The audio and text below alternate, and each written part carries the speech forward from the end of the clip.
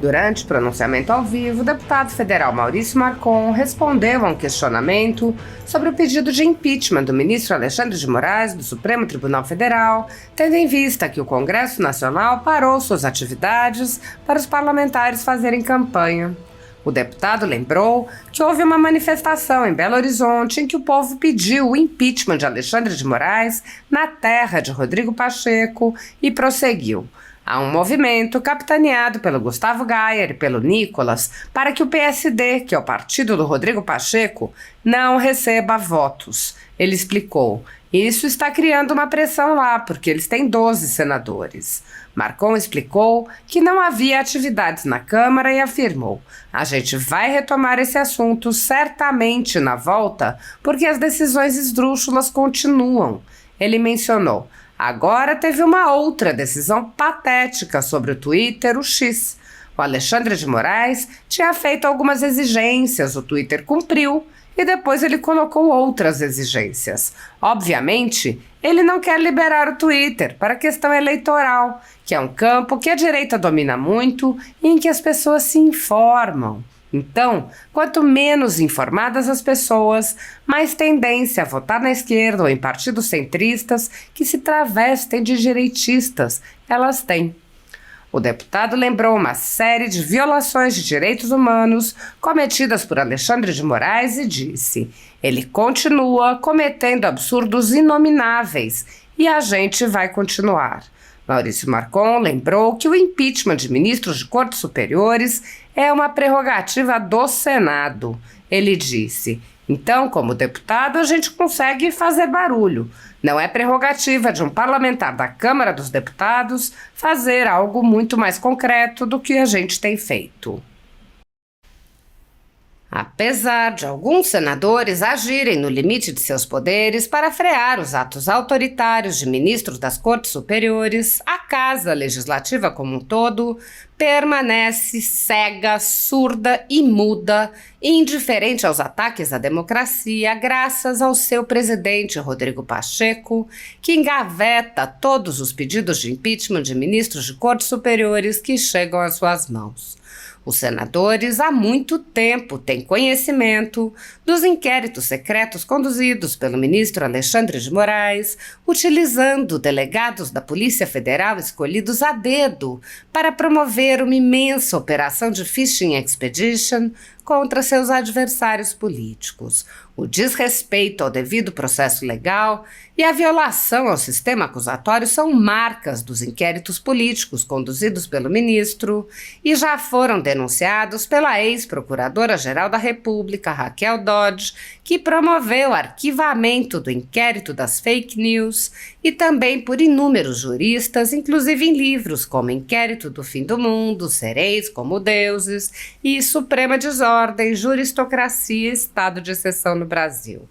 O ministro Alexandre de Moraes já foi chamado de xerife pelo então colega Marco Aurélio Mello pelos excessos cometidos em seus inquéritos. Até na imprensa internacional as denúncias vêm se avolumando. O ministro Cássio Nunes Marques consignou em voto as violações de direitos humanos nas prisões em massa ordenadas por Moraes. Apesar das constantes denúncias, o Senado brasileiro segue inerte. Os senadores sabem sobre os jornais que foram estourados e tiveram todos os seus equipamentos apreendidos, como a Folha Política, e sabem sobre os jornalistas perseguidos, presos e exilados. Os senadores não apenas foram informados sobre a invasão de residências de cidadãos e apreensão de bens, mas também viram sem qualquer reação operações contra seus próprios membros, o senador Harold de Oliveira e o senador Marcos Duval. Os senadores sabem que muitos meios de comunicação vêm sendo censurados há muito tempo. Os senadores souberam sobre a prisão do deputado Daniel Silveira em pleno exercício do mandato por palavras em um vídeo. Os senadores sabem que o ex-deputado voltou a ser preso por supostas violações a medidas cautelares que foram impostas em um processo que tinha sido extinto pela graça presidencial.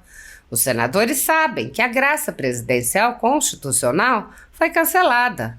Os senadores foram informados sobre a perseguição a jornalistas que são censurados, impedidos de exercerem sua profissão e têm bens e redes sociais bloqueados. Os senadores sabem que ativistas passaram um ano em prisão domiciliar, sem sequer denúncia, obrigados a permanecer em Brasília, mesmo morando em outros estados.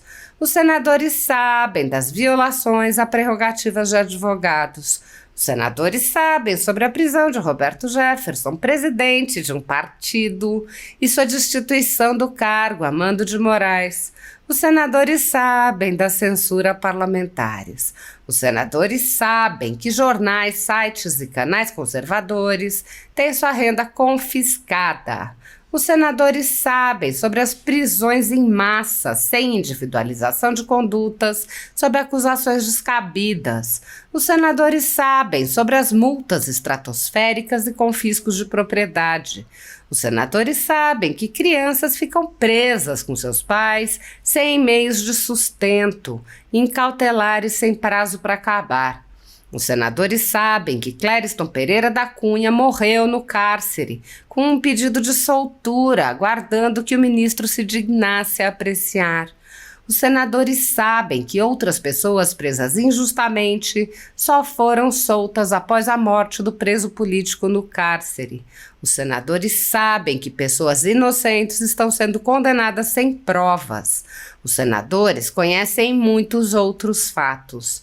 Mesmo assim, todos os pedidos de impeachment, projetos de lei, requerimentos de CPI seguem enchendo as gavetas do senhor Rodrigo Pacheco.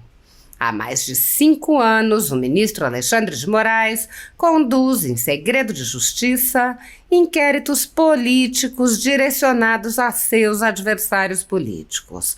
Em uma espécie de parceria com a velha imprensa, matérias, reportagens e relatórios são admitidos como provas, sem questionamento, substituindo a ação do Ministério Público e substituindo os próprios fatos, e servem como base para medidas abusivas que incluem prisões políticas, buscas e apreensões, bloqueio de contas, censura de veículos de imprensa, censura de cidadãos e parlamentares, bloqueio de redes sociais, entre muitas outras medidas cautelares inventadas pelo ministro, sem qualquer chance de defesa ou acesso ao devido processo legal. O mesmo procedimento de aceitar depoimentos de testemunhas suspeitas e interessadas e tomar suas palavras como verdadeiras se repete em diversos inquéritos nas cortes superiores. A Folha Política já teve sua sede invadida e todos os seus equipamentos apreendidos a mando do ministro Alexandre de Moraes. A renda do jornal está sendo confiscada a mando do ministro Luiz Felipe Salomão, ex-corregedor do Tribunal Superior Eleitoral, com o aplauso dos ministros Luiz Roberto Barroso, Alexandre de Moraes e Edson Fachin. Todos os rendimentos de mais de 20 meses de trabalho de jornais, sites e canais conservadores são retidos sem qualquer base legal. Se você apoia o trabalho da Folha Política e pode ajudar a impedir o fechamento do jornal, doe qualquer valor através do Pix, utilizando o QR Code que está visível na tela ou o código ajude@folhapolitica.org. Se preferir transferência ou depósito, a conta da empresa Raposo Fernandes está disponível na descrição deste vídeo e no comentário fixado no topo. Há mais de 10 anos, a Folha Política vem fazendo a cobertura da política brasileira, quebrando a espiral do silêncio imposta pelo cartel de mídia que quer calar vozes conservadoras. Pix ajude@folhapolitica.org. Assista. Impeachment de Alexandre caiu por terra? Não, hoje inclusive teve uma manifestação em BH para pressionar o Rodrigo Pacheco, né? Há um movimento capitaneado pelo Gustavo Gayer e pelo Nicolas para que o PSD, que é o partido do Rodrigo Pacheco, não receba votos. Então isso está criando uma pressão lá, porque eles têm 12 senadores, a gente continua trabalhando. Mas nessas semanas, essas 2 últimas semanas, a maioria dos parlamentares não teve sessão na Câmara, tá? É bom falar que nenhum parlamentar de nenhum partido, de lugar nenhum, estava na Câmara dos Deputados, né? E a gente vai retomar esse assunto certamente na volta pós-eleição, porque as decisões esdrúxulas continuam, né? A gente teve agora uma outra decisão patética aí sobre o Twitter, o X, né? O Alexandre de Moraes tinha feito algumas exigências, o Twitter cumpriu e depois ele colocou outras exigências. Obviamente ele não quer liberar o Twitter para a questão eleitoral, que é um campo que a direita domina muito e que as pessoas se informam, né? Então quanto menos informadas as pessoas são, mais tendência a votar na esquerda ou em partidos centristas que se travestem de direitistas elas têm. Então, e a gente tem a questão do Daniel Silveira, a gente tem a questão de ele não aceitou a prorrogar como é que fala quando a pena tipo aliviar a pena daquela moça que escreveu lá, perdeu mané na estátua da justiça. Ele colocou que ela tem muita periculosidade para ser progressão de regime, né? Então ele continua cometendo absurdos inomináveis e a gente vai continuar lembrando sempre, né, que é uma prerrogativa do Senado. Então eu, como deputado, a gente consegue fazer barulho, né, conscientizar as pessoas, mas propriamente não é prerrogativa de um parlamentar da Câmara dos Deputados fazer algo muito mais concreto que a gente tem feito, porque realmente não dá. Pode falar. Antes de nós entrar nas perguntas, eu preciso citar o fiasco do Lula na ONU, pessoal. É um fiasco assim, ó, meu Deus do céu. Era outra promessa. Não, o Brasil vai virar artista principal no cenário internacional. Nós na novela internacional, nós somos o cocô que tá caindo lá no cavalo da cena que nem é importante. É isso que nós viramos. O Lula na ONU teve um microfone cortado, fiasco total, levou um monte de gente, que nós pagamos, 100 pessoas foram levadas, apoiou o Hamas indiretamente, porque a Janja inclusive usou uma roupa da turma lá. Inclusive, vários foram mortos aí, graças a Deus, né? Se livrar desse tipo de coisas no mundo, esses que... Meu Deus. Mulheres, agora, por último, alguns reféns a sangue frio foram... Eu vi com os olhos que essa terra há de comer um dia as imagens, tá? Ninguém me contou. Então, nós temos um presidente hoje que envergonha. E, além disso...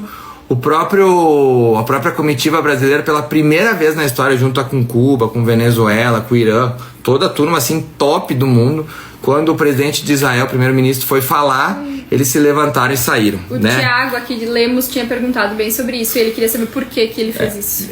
Então tu espera quando chegar as perguntas. Achei que ele ia aproveitar o assunto, né? Ele fez isso para mostrar o alinhamento do Brasil com isso que ele fez com o Hezbollah. Tanto é que o vice-presidente da República esteve, né? Vocês devem lembrar daquela imagem que o vice-presidente da República estava no Irã com 5, tinha o presidente mais 4, né? O líder do Hamas, o líder do Hezbollah, e mais um. 2 já foram, que eram líderes.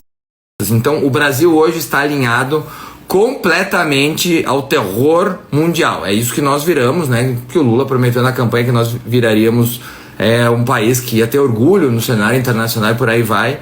E só fiasco até agora. E aí a gente tem algumas comparações, né? Primeiro o Milei, né? Meu Deus, o Milei é fantástico. O Milei é maravilhoso. O Milei foi na ONU, inclusive falou que não vai compactuar dessas políticas comunistas, né, que a ONU tem colocado, Agenda 2030 e por aí vai. O Milei arrasou, um discurso bombástico. Esse sim voltou a botar a Argentina no mapa mundial de importância. Mas eu queria destacar para vocês o Bukele, né? O Bukele, que é o presidente de El Salvador, que falou uma das frases mais icônicas que eu já ouvi pronunciadas lá do microfone da ONU. Vocês sabem que El Salvador era o país mais perigoso da América, né? Nenhum país tinha as taxas de homicídios por 1.000 habitantes que El Salvador tinha até o Bukele chegar ao poder. E aí muita gente da esquerda, óbvio, sempre da esquerda, né? Que tem a esquerda que se diz de esquerda e tem a esquerda que se traveste de direita. Que aqui em Caxias a gente tem isso bem claro, né? Os candidatos. Ele falou ele prendeu muita gente, né, para conseguir trazer paz para o país. Hoje El Salvador é um dos países mais seguros, se não o mais seguro da América. Ele falou a seguinte frase: dizem que nós prendemos milhares, mas na realidade nós libertamos milhões. Não, bonito, né? Bonito. Agora tu repete que tu tava conversando a frase. Ah, muito Eu bonita. tava tirando print das pessoas. É que uma mulher tava me xingando, daí nós vamos ganhar um dinheiro. Ah, ótimo. Essa semana foi 3 processados. Pessoal, continuem. É muito bom ganhar. Que depois eles chegam no acordo, né, amor? Ai, É um drama, depois o vem meu chorar, celular vem chorar. postou sozinho. Ai, meu Deus do céu. Não vem chorar Não que vem essa aqui chorar. é cheia das pós, tem dinheiro. É isso Oba, aí. me dei Show de bem. bola. A Bia já vai ser acionada. Bom, resumo da ópera, vou repetir a frase pra vocês que é maravilhosa. Nós prendemos milhares, dizem, mas na realidade nós libertamos milhões. Então, parabéns ao Bukele, parabéns ao Milei e o Lula fazendo o que ele mais sabe fazer, né? Fiascar, não só... Aliás, o Lula foi pra ONU, eu acho, pra fugir, né? Ele não tá participando da campanha de ninguém. Ele argumentou que ele se sente muito cansado, por isso que ele não tá indo nos eventos do PT. Inclusive o Boulos, ele meio que abandonou, o Rogério lá de Belo Horizonte, ele também abandonou, a nossa candidata aqui não usa nem a imagem dele, pra não gastar, eu acho, né? Porque realmente não aparece nem no programa de TV do PT aqui, então realmente o presidente atual não tá com muita moral. Enquanto o Bolsonaro tá nos nossos materiais, né? Tem foto dele com o Scalco, tá tudo muito bonito, muito legal. Então, beleza. Amor, tem recadinhos pra dar antes